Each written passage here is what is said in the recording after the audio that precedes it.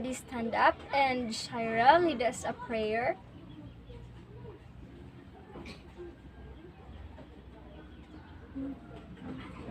Amen. Okay, good morning everyone. Before you take your seats, please pick up pieces of paper, arrange your chairs, and pass your assignments.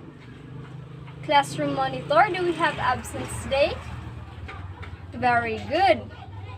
Okay, class, what should you do when the discussion starts? Yes, Manny? What else? Charmaine? Very good. Now, who can recall our topic last meeting? Anyone from the class? Yes, Gladys May? Correct. Our topic last meeting is all about types of speech according to purpose. Alright, so what are the types of speech according to purpose? Yes, Raul? Very good. The types of speech according to purpose are informative speech, entertainment speech, and persuasive speech. Very good. Now, who can differentiate the types of speech according to purpose? Yes, Charmaine?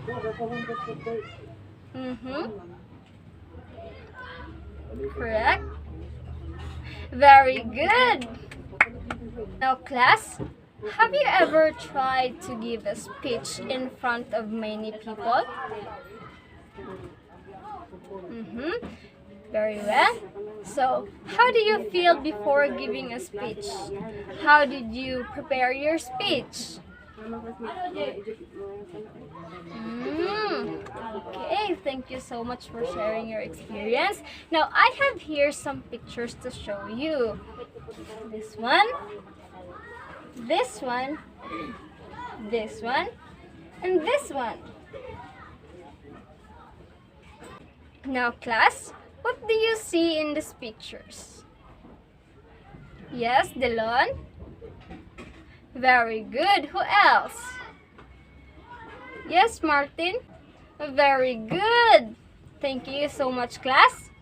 So, class, before we proceed to our proper discussion, let me show you first the objectives of this lesson. So, these are the objectives.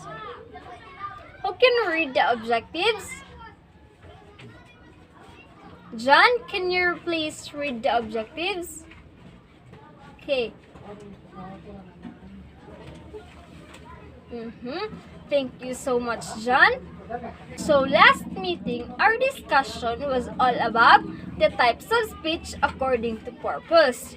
And today, we will be discussing about the types of speech according to delivery. Earlier, I asked you if you have experienced delivering a speech and how did you prepare your speech? And I showed you some pictures about delivering a speech, right? So, now, in your own idea, how should we prepare before we deliver a speech? What should we do to deliver an effective speech? And how can we make sure that our speech is effective? Yes, Anne? Thank you. Who else? Yes, Charmaine? Who else? Claire? Alright, thank you for your answers, class. So, as I remember, last meeting, I asked you to research and study about the types of speech according to delivery. So, did you research, class? And did you study about it? Well, see about that. So, what did you find in your research, class? Yes, Eden.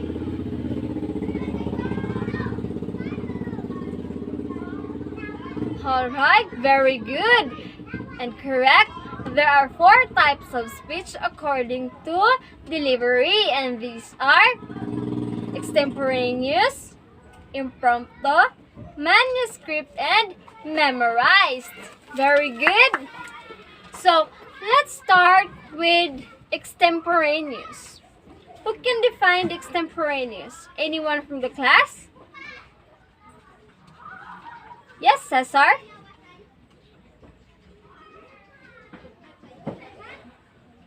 Very good. Extemporaneous is speaking with limited preparation, guided by notes or outline, and delivered conversationally. Thank you so much, Cesar.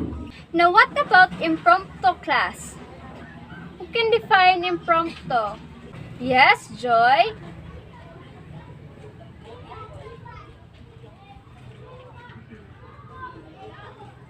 Very good. Impromptu, it is speaking without advanced preparation.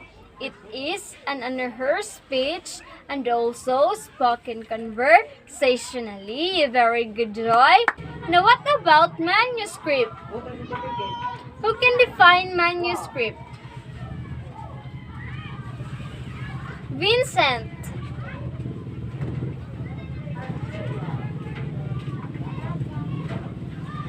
Very good. In manuscript, the speaker uses a script or a written message, and the speaker will read it word for word. Very good. And lastly, the memorize.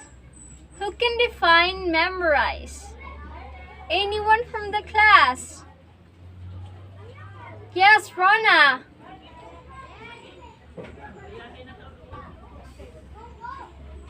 Yes, just like in manuscript, in memorize, the speaker also uses a script. But the only difference is that in memorize, the speaker memorized the script and read it from his mind, word for word. Seems like you really did your research, class.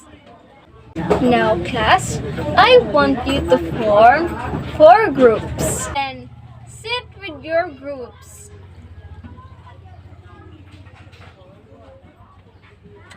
So, is everyone have a group now? Okay, now who will be the group 1? Okay, the group of Rajan will be the group 1. What about the group 2?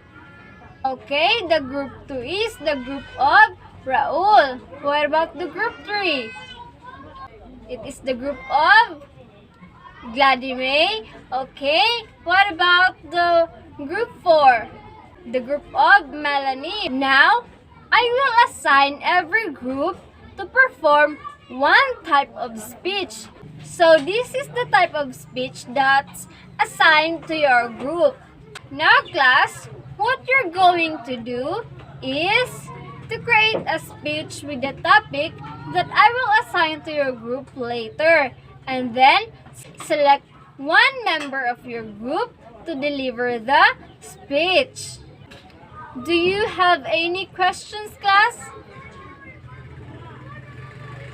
Yes, of course. I will give you 2 minutes to prepare. So, these are the topic that is assigned to your group. This is for group 1, for group 2, for group 3, and for group 4. Do you have any questions, class, regarding the activity? Okay, so this is our rubrics, class. Francis, can you read the rubrics? Okay, thank you, Francis. So, are you all excited? It's okay, group 1. I think 2 minutes is enough to prepare. Okay, so let us now start the activity. Are you ready, class? Okay, the timer starts in 3, 2, 1. Okay, time's up. Now, class, let's give a clap for the first performer, which is the group 1. Okay, group 1, you are assigned to impromptu, and your topic is about what are your opinion about mandating vaccine? Okay, you may start now, Group 1.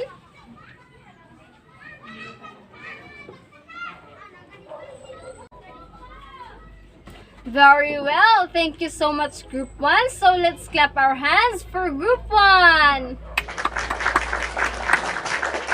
And now let's move to the Group 2.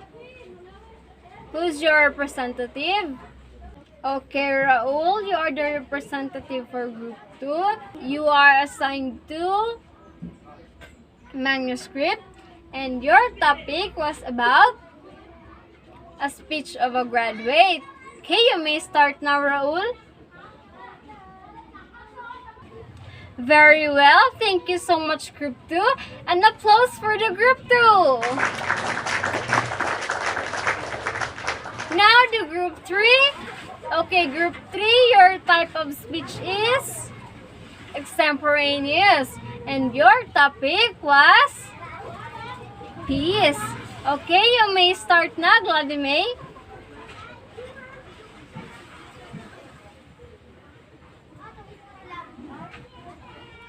Very well. Thank you so much, Group 3. An applause for the Group 3. Now, last but not the least, the Group 4. Okay, Group 4, you are assigned to memorize, and your topic was about my dream for the future. You can present now, Melanie. Okay, well done, Group 4. Well done, everyone. Let's give a clap for everyone. Now for the next activity, you will be giving your feedback about the performance of other groups. The feedback should answer these following questions. Number 1 is, what do you like the most about the presentation? And number 2, how do you think can the speech be improved? So, who's going first? Yes, Jean?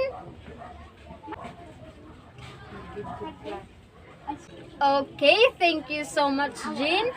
So, what about the other groups? Who is your representative? Okay, for the Group 2, Analu.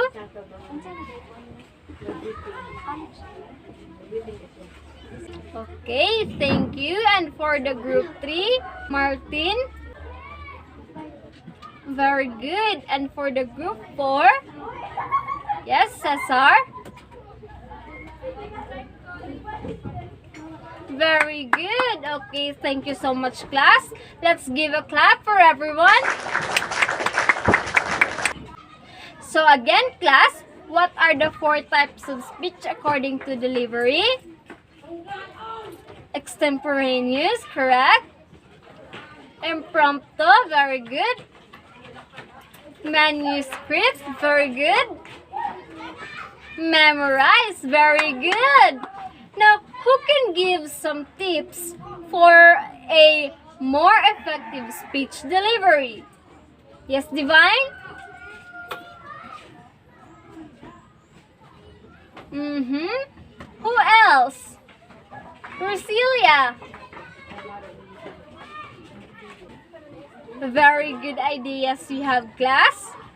Now, here are some tips for effective speech delivery according to Hamilton College. So, who can read the tips? Yes, Princess, can you read the tips?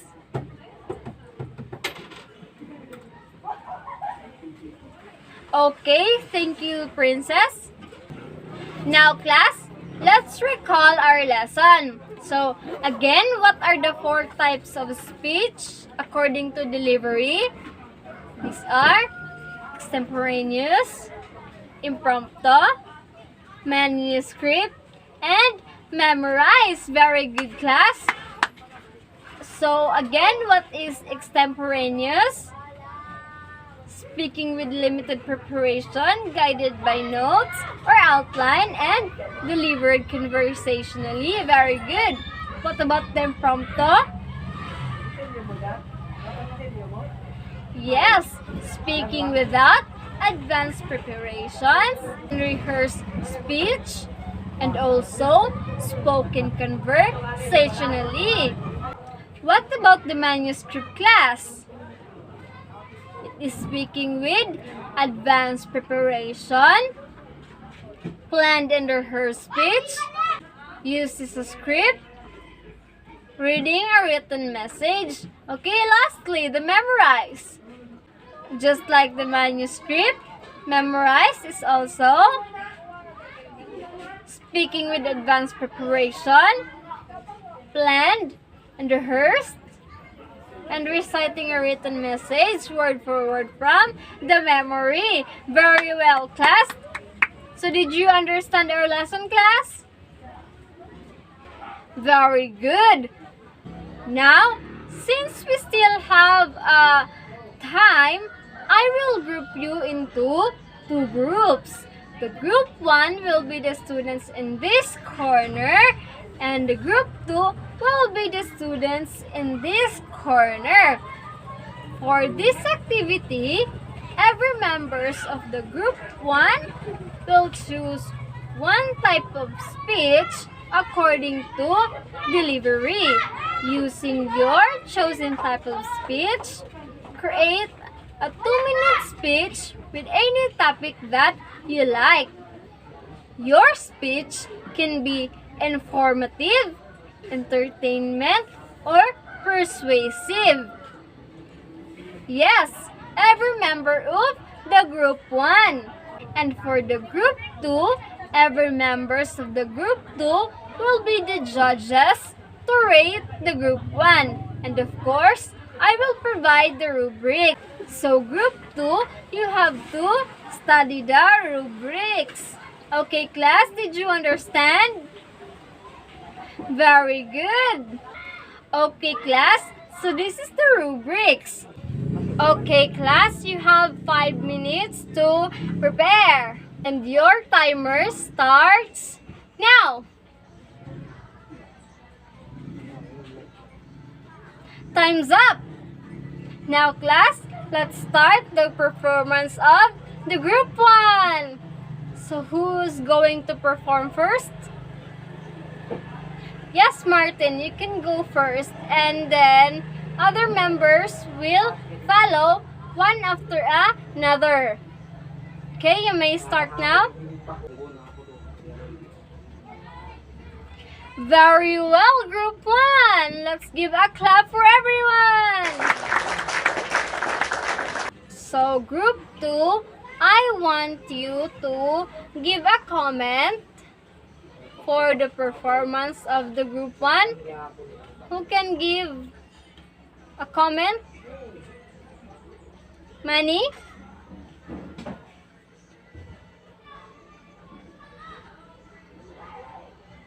Okay, thank you, Manny. Who else from the group 2? Charmaine? Thank you, Charmaine. Anyone else? No more? Okay, very good, class. Now let's clap our hands for everyone. Okay, group 2, give me the papers with the group 1 score. Thank you so much. Okay, once again, let's clap our hands for everyone. Now, class, why effective delivery is important? Anyone from the class? Daisy. Very good. Who else? Analu. Very good. Who else? No more? Okay, thank you, class. Very well said. So, class, before we end our lesson for today, let's have a quiz first. Can you get 1/4 sheet of paper to write your answers? Do you have papers now? Okay, that's great. Let's start with number 1 to 4. from number 1 to 4, write what are the 4 types of speech according to delivery. Are you done? Okay. For number 5 to number 8, give an example, speaking situations for every type of speech according to delivery. Are you done? Okay. For number 9 and number 10, what is the essence of knowing the 4 types of speech according to delivery?